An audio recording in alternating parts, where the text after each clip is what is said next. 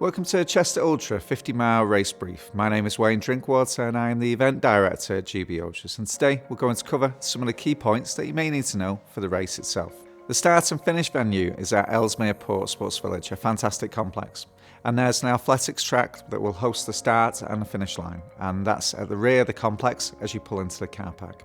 Entry is on the right hand side of the AstroTurf football pitches via a walkway, which will lead you to the outbuilding and race registration beside the track. Parking is limited at the venue, so please park in the locality. Please respect decisions by car park stewards controlling vehicle entry to the venue.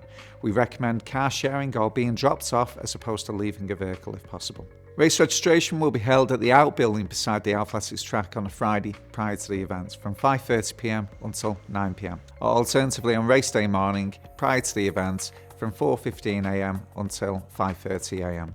The bib number can be collected on a Friday, but on a Saturday and only on a Saturday can you collect your race tracker. So regardless of whether you have picked up your bib number or not on a Friday, you will still need to come and see the team and collect your tracker on a Saturday. If you have ordered an optional finisher tech tee for the Chester Ultra 50 mile, please collect at race registration. When you collected your GB race tracker at race registration, please ensure that it's worn on the outside of your pack. There is a Velcro fastener on the rear of the tracker that will help you to secure it to maybe the shoulder or the back of your pack. It needs direct line of sight with the sky in order to work effectively during the event. And in advance of the event, we'll be sending you a tracking link so that your family and friends can follow your progress during the event. Tracking is updated at 2-minute intervals providing there is signal. Chester Ultra 50 mile starts at 6 a.m. sharp for a mass start, and then after that you'll be following a number of signs, dedicated trails and markings along the route. Please advise your support crews who have parked on site at Ellesmere Port Sports Village that vehicle movement is not permitted until all runners have passed through the car park. Please ensure that you have your head torch switched on when leaving the start venue to ensure visibility is maximised when you're crossing the initial road sections, and prepare to stop at all road crossings. The race route is made up of 3 main parts. First of all, it's the Shropshire Canal, which takes you to approximately 20 miles into the race. Then it's the Sandstone Trail that leads to Frodsham from 20 miles to 35 miles into the race. After leaving the Sandstone Trail and Frodsham, you'll then be joining onto the North Cheshire Way, which is another really well marked route, and it will take you to Helsby Hill. In the days leading up to the event itself, we put up a number of laminated signs with arrows and also red biodegradable tape.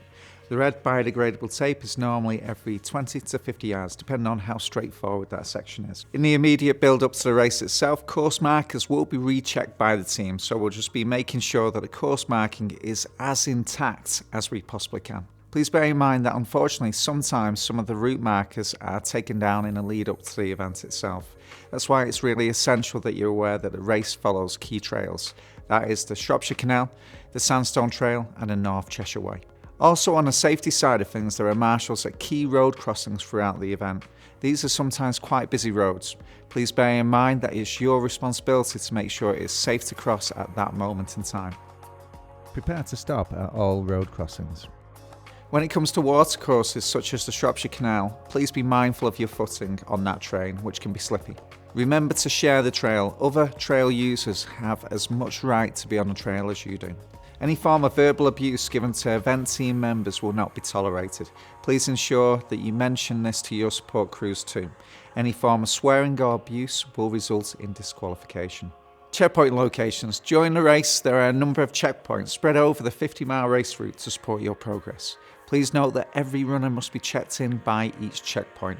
Please advise support crews and family and friends that for some locations there is limited parking and there might be restrictions. By limited parking, what we mean is there might be enough for the event team, but it might mean that if a number of support vehicles arrive to provide additional support to the runners, wishing them well, then it may well impact the local community, impact the road, blocking driveways and access.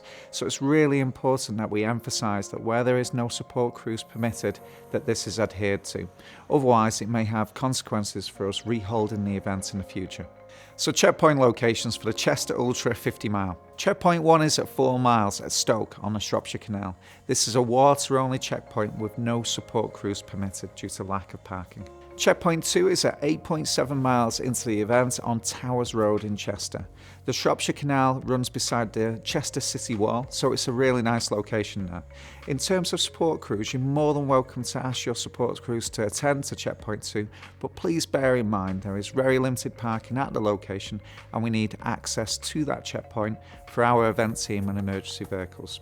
So we have mentioned on the race instructions an alternative location for pay and display parking locally. Alternatively, advise your support crew not to attend that particular location with their vehicle unless they park elsewhere. The next checkpoint is at Checkpoint 3 at Waverton Village Hall, just off the Shropshire Canal. Please ensure that you leave the canal and check in at the checkpoint. Failure to do so will result in a time penalty. There are toilet facilities at this location and support teams are more than welcome at this checkpoint. Checkpoint 4 is at Crib Lane and that is approximately 20 miles into the race and you'll have just left the Shropshire Canal and joined onto the Sandstone Trail. For the safety of runners, no support teams are permitted at that checkpoint, purely down to they'll be approaching the checkpoint via the road. Next up is Checkpoint 5 at Delamere Forest, Barnesbridge Car Park. There is limited parking here too, so we recommend that support crews park at Delamere Forest Visitor Centre and walk the short distance to the checkpoint. The Delamere Forest checkpoint is approximately 27 miles into the race, and there's an array of refreshments and food available for runners like the other checkpoints. Support teams are more than welcome too. There is also 2 toilets there for participants only. Toilets are not for the support teams. Please ask them to use the visitor centre. Please also ask the support teams to not block access or egress to the car park itself. Then runners will be heading to Frodsham at Checkpoint 6. This is the turning point on the Sandstone Trail. So you'll be coming down some steps, hitting the checkpoint on the Sandstone Trail, and then you'll leave to go onto the North Cheshire Way, which will take you towards Helsby Hill. It's a fantastic location right on the trail at Frodsham. And because of this, no support teams are permitted due to lack of parking available. And then it's on to the final checkpoint for the Chester Ultra 50 mile, which is Alvanley Village Hall at 39 miles. We're very grateful to all the communities for welcoming the event. Sometimes it is difficult for residents to park and it also impacts the safety of runners. It's also very difficult for the event team and medical team to get to a checkpoint location if there's an abundance of cars that come in and flock to the village hall. So it is unfortunately no support team access at that checkpoint, but they are still welcome in the vicinity. Alvanley Village Hall does also have access to toilets and there'll be a range of food, snacks and refreshments for our runners. The most up-to-date GPX for the race routes, if you wanted to add it to your watch prior to the event, is on our website. We will be doing course checks in the lead up to the event, so this may change during race week. So if a new GPX is released, participants will be emailed.